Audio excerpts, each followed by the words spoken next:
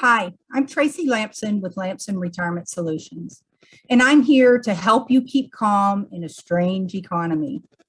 It's been a long time since investors have had to worry about inflation. Now it's making headlines because prices are rising faster than expected. In this video, I'm going to talk about what that means and what you can do to protect your portfolio. Before you start to worry about how inflation might affect your investments, let's take a closer look at the facts behind the headlines. First, what exactly is inflation? While it may sound like cause for panic, inflation simply refers to the gradual rise in prices over time, meaning the dollars you have today won't stretch as far tomorrow. This often happens because when there's more demand than supply, prices will go up.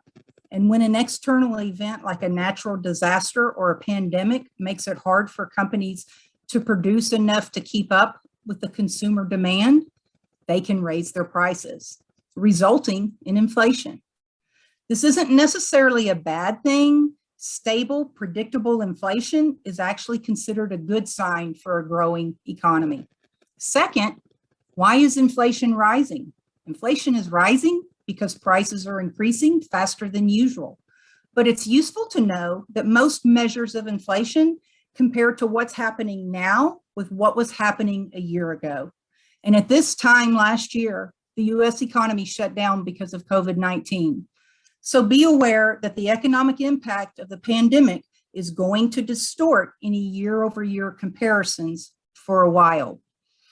Third, and most importantly, what should you do about it? Well, that all depends on how long it's going to stick around.